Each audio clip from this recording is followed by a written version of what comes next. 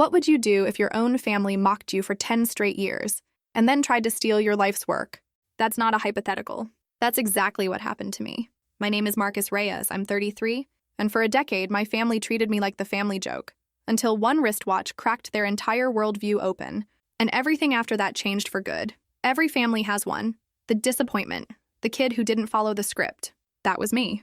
No corporate ladder, no starter house in the suburbs, no ring by 25. Instead, I holed up in a 500-square-foot apartment with a leaky faucet and paper-thin walls, pouring every dollar and every hour into a software company nobody in my family understood. To them, I wasn't building anything. I was avoiding real life. For years, I was the punchline.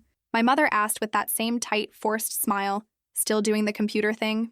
My sister Priya, married to a mortgage exec and never letting anyone forget it, looked at me like I was a stray dog that refused house training.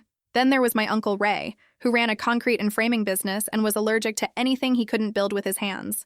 Real work builds something you can stand on, he loved to say, glancing at my laptop like it was a toy. So when his son, my cousin Tyler, the golden boy who did everything right, business degree, cushy job at his dad's firm, leased BMW, got engaged, I knew exactly what kind of night I was walking into. His fiancée Bree ran a fitness page with more filters than followers. I almost skipped it. But some stubborn part of me still hoped that maybe, now that my company had just closed its first real licensing deal, 6 figures, quiet, unknown to my family, they'd finally see me differently. I hadn't told anyone. Not to be humble. I just didn't think they'd care. I went anyway. The restaurant was the kind of place with $30 salads and lighting designed to make everyone look expensive. I wore a plain blazer, nothing flashy except one thing, a watch. The one indulgence I'd allowed myself after the deal closed. Quiet, elegant, the kind only someone who actually knew watches would recognize. I figured no one would notice. I was wrong. Ray clapped me on the back hard enough to sting. Still living in that shoebox? Or did you finally move up to a bigger one? A few nearby tables turned to look. I laughed it off. He shook his head, said my dad should have beaten some sense into me. I sat quietly near the end of the table, letting the noise wash over me. Private school tuition, new property deals, engagement photos from Bali. Then, somewhere between appetizers and the main course, Bree leaned across the table, squinting at my wrist. Wait, is that a Patek? I said yeah, surprised she knew. She smiled, the kind of smile people give right before a humble brag, said she'd done a sponsorship with a luxury watch brand once. Then her face changed. She pulled out her phone, typed, went quiet. That's not a base model, she said slowly. Then louder, this watch cost more than our entire honeymoon. By a lot. The table went dead silent. Ray froze mid-chew. Priya's wine glass stopped halfway to her lips. My father shifted like the floor had tilted under him. I didn't gloat. I just watched the silence spread. Ray recovered fast, the way men like him always do when the room shifts away from them. Must have been a gift, he forced out. Or a knockoff. Bought it myself, I said. Bree hadn't looked up from her phone. Tyler whispered something to her, but she barely responded, just kept scrolling with a strange, calculating look. Dessert came. Ray tapped his glass and raised his voice for the whole table.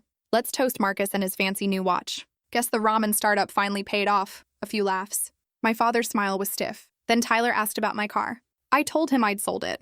Wait, no car? How do you even get around? Driver, I said, casual as a fact.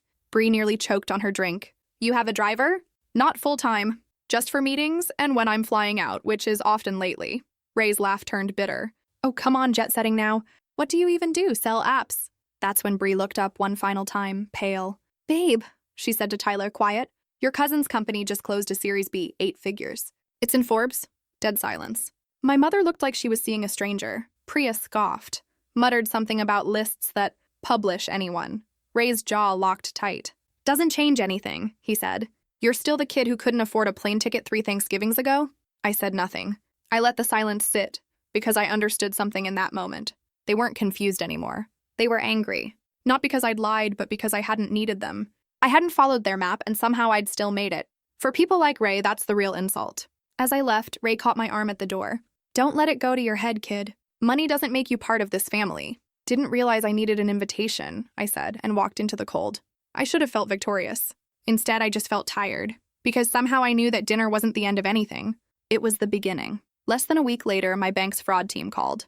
Multiple failed logins on my business account, then a successful one from the Midwest. Someone had guessed my security answers, my childhood nickname, my old street, my dog's name, information only family would know. That night, I dug through an old shared drive I hadn't touched in years. Used to send family photos and files. Buried in it, an early version of my cap table and pitch deck. Someone had been in there. The next day, an investor I'd met once messaged me asking if I'd launched a second company, since he'd gotten a nearly identical pitch deck. I clicked the link. It was Tyler. Same product, same pain points, same branding language, even the same font. He'd listed himself as founder and CEO, and submitted it to the same accelerator I'd gone through 2 years earlier, complete with proprietary architecture only someone with access to my private files could have copied. I thought back to that dinner, Bree scrolling, whispering, the moment I'd left my phone on the table to use the restroom. One careless minute, one saved login. That's all it took. He didn't just want to copy what I built. He wanted to become me. I opened a cease and desist template and stared at it for an hour, then closed the laptop. Instead of sending it, I packed a bag and disappeared. No calls, no explanations, to a cabin upstate I'd never had time to visit. For 2 days, I didn't touch my phone. I sat by a quiet lake and let the noise drain out of my head. But underneath the calm, I was building something else, a case. Every file, every email, every timestamp, every version of that pitch deck, organized into a folder I labeled simply evidence.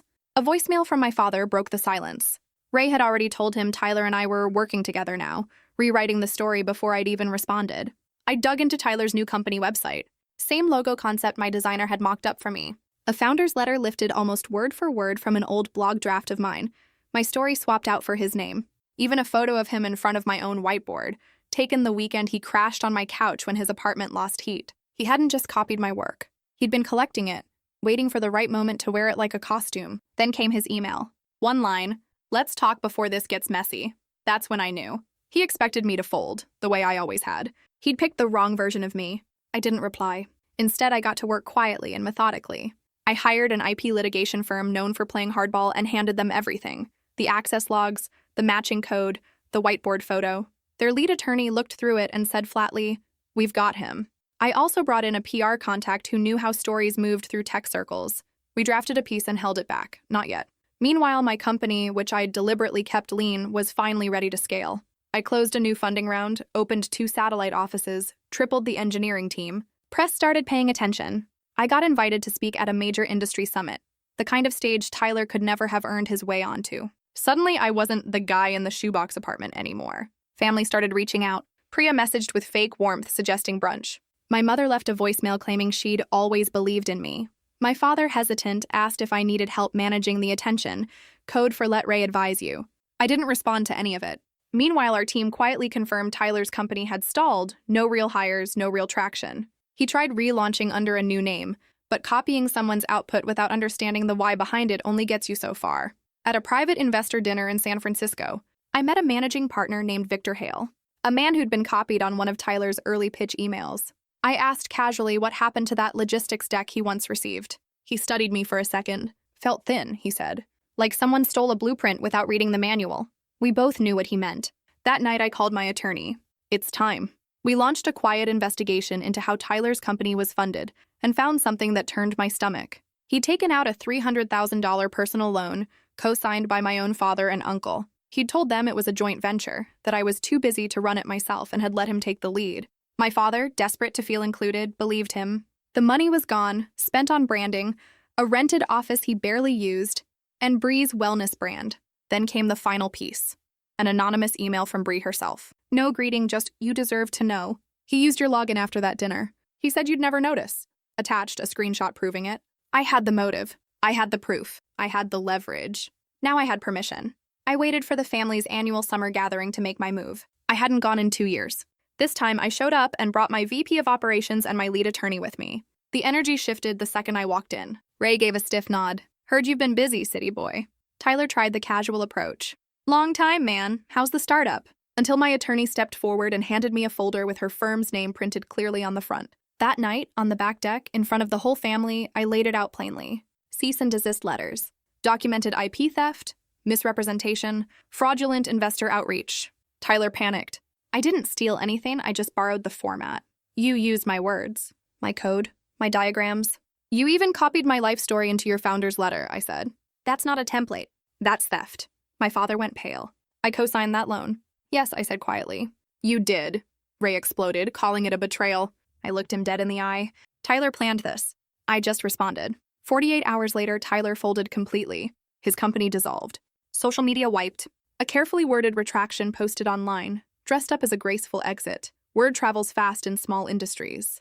Investors quietly distanced themselves. Bree left, deleted every trace of the relationship, posted one cryptic caption about learning not to build your life on someone else's blueprint. Ray's business took a hit too.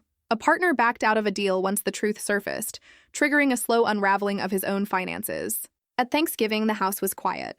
Tyler wasn't there. My father finally sat next to me and said simply, "I didn't know what he did. I should have believed in you." It wasn't an apology, but it was close enough. I didn't do any of this for revenge. I did it because I was done shrinking myself to keep the peace at other people's tables. My company kept growing. I gave away the furniture from that old cramped apartment to a kid just starting his own company and told him one thing: build something bold enough that people laugh at you first. Because that's exactly how you'll know it's worth building. Tyler never reached out again. He didn't just lose a company he never earned. He lost the version of himself he'd been pretending to be. And me? The same people who once laughed at my computer thing ended up needing my signature to fix their own mess. So here's the real question I want to leave you with. If the people closest to you mocked everything you were building and then tried to steal it, what would you do? Drop your answer below. I read every comment,